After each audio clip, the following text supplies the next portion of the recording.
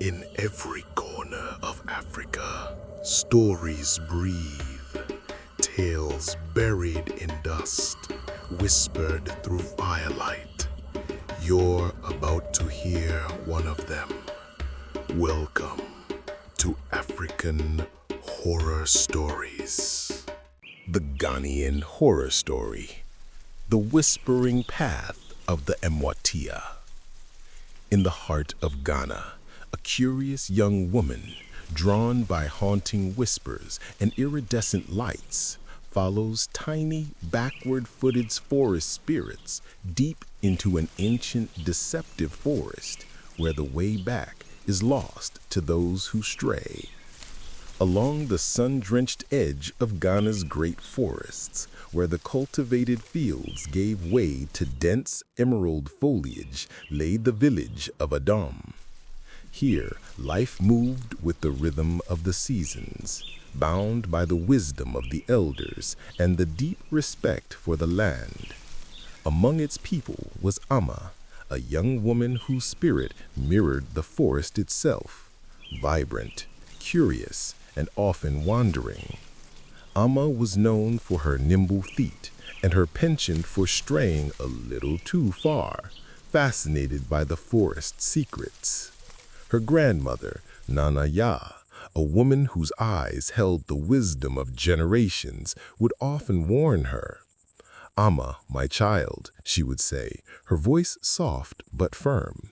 "The forest is full of wonders, but also full of things that wish to keep their secrets, especially the Mmoatia." The Mmoatia, tiny forest spirits, sometimes described as dwarves with long flowing hair and eyes that glowed faintly. Their most unsettling trait was their feet. They were said to be backward-facing, leaving tracks that led a curious traveler deeper into the woods, thinking they were walking out. They were mischievous, playful, and sometimes deadly. That evening, while fetching water near the forest boundary, Amma heard it again. The whisper. Not the sound of wind, but a high, sweet humming sound that seemed to call her by name. It was intoxicating, promising secrets and hidden beauty. She knew the warning, but her curiosity was a sharp, irresistible needle. The next night, the call was accompanied by light. Flickering, iridescent colors danced just between the tree trunks. Small, quick flashes like fireflies, but with a strange, unnatural brilliance.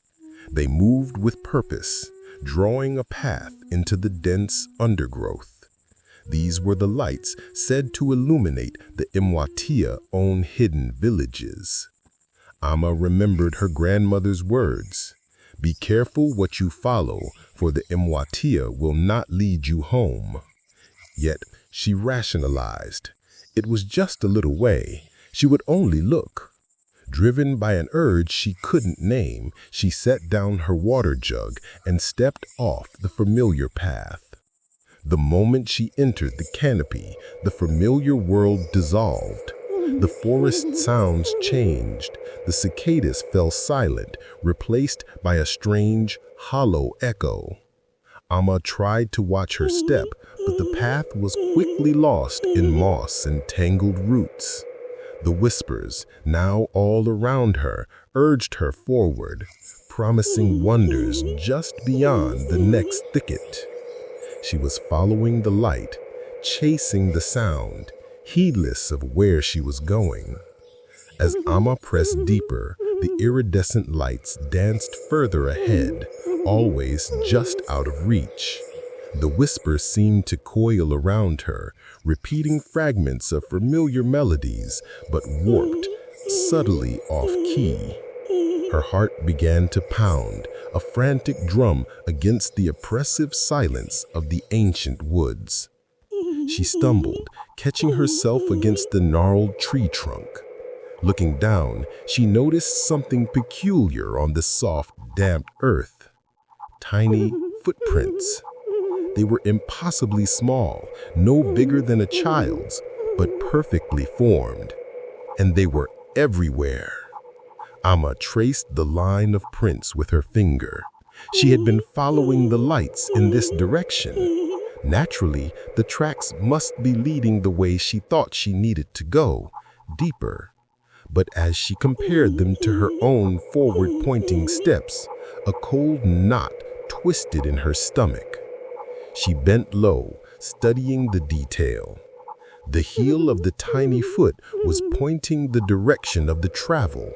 The toes were pointing back at her, backward-facing feet. The ancient warning from Nana Ya slammed into her consciousness. The Mmoatia leave tracks that trick the curious mind, leading you further from home than you ever realize. She wasn't chasing the spirits, she was walking directly into their snare. A wave of icy dread washed over her. She stumbled away from the cursed footprints, choosing a direction, any direction that wasn't the way the backward tracks led. But the dense foliage seemed to shift, closing in around her, twisting the paths until every tree looked the same. She paused behind the massive root system to catch her breath. The whispers faded slightly, and in the relative quiet, she heard a sound. A delicate, scratching sound, like tiny fingernails scraping moss off wood. It was coming from very close by, just behind the thick, silver-gray trunk of an iroko tree. Slowly, carefully, she leaned out, straining to see past the curtain of trailing vines. She didn't expect a large figure, but something small. What she saw was both terrifying and utterly beautiful. Perched on a low, rotting branch was a creature no bigger than a bush baby. Its skin was the color of damp moss, and its body was covered in long, silver-green hair that cascaded down its back, blending with the leaves. It held a small, polished seed pod, which it was idly scraping with a nail. Its eyes were its most disturbing feature, large, glossy black pools that seemed to hold no compassion, only ancient, hungry curiosity. And then Amma saw its feet, casually crossed, small, dirt-caked, and pointing perfectly backward from its body. The Mmoatia raised its head, its black eyes locking onto Amma's, and let out a quick, dry snicker before vanishing into the dense canopy with a dizzying rush of leaves.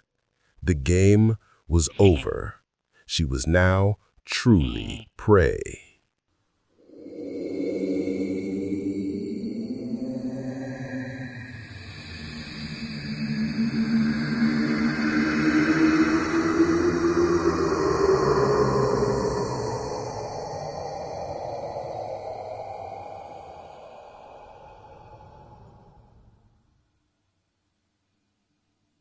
Amma's terror was quickly replaced by a desperate, frantic surge of memory. Nana Ya's voice. Not the warning about the feet, but the solution she'd recited countless times while Amma was a child. If the forest traps you, little one, and the small ones come to play, remember what is not of the forest. Amma pressed her back hard against the rough bark. What was not of the forest? Wood, moss, and leaves were their domain, the air, the earth. But then she remembered the iron cooking pots, the steel knives, and the grinding stone in their home. The Mmoatia, like many deep forest spirits, despised the hard, cold, manufactured things of man. They hated iron. She frantically searched the small woven shoulder bag she'd carried. Inside, next to a piece of half-eaten smoked yam, her fingers brushed against something small, heavy, and cold. Her grandmother had insisted she always carry it for luck, a tiny, antique iron door latch salvaged from an old family home. The instant the iron touched her skin, the oppressive feeling lifted slightly. Ama's hands shook, but she gripped the cold metal tightly, holding it out in front of her like a shield. She didn't know if it would repel them, but it gave her a single, desperate plan. She had to find the river. Water was a boundary.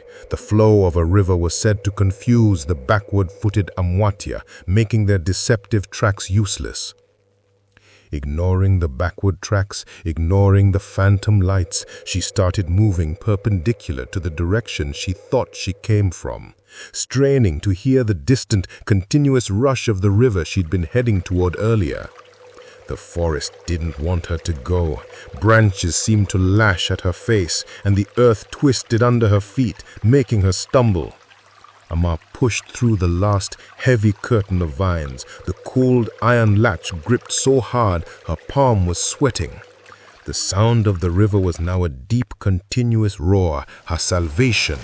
She stumbled out into a clearing, and there it was, the muddy bank leading down to the water. But she was not alone. Blocking her path stood not one, but 3 Mmoatia.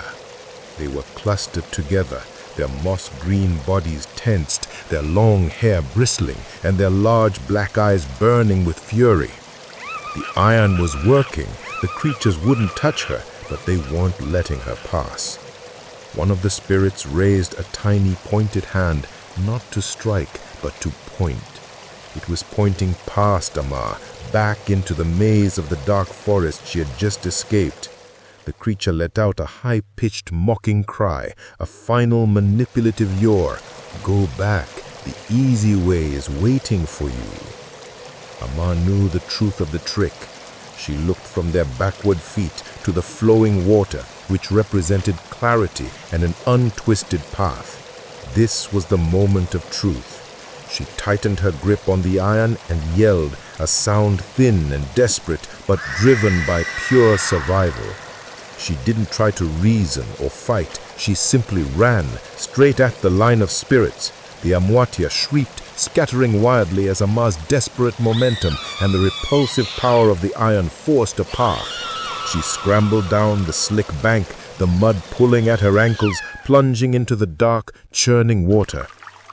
The river was cold and swift, washing away the oppressive heat and the lingering psychic weight of the forest. Ama didn't stop until she reached the far bank. Looking back across the swirling water, she saw only the impenetrable darkness of the tree line. The iridescent lights were gone. The whispers were silenced, replaced by the steady, healthy roar of the moving river.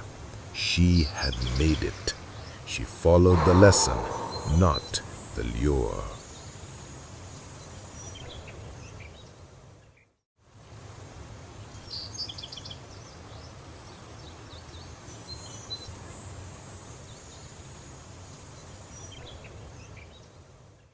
That's all for today. If you liked the video, let me know by hitting like. And if you're new here, be sure to subscribe for more. You can watch another video of mine right here. See you next time.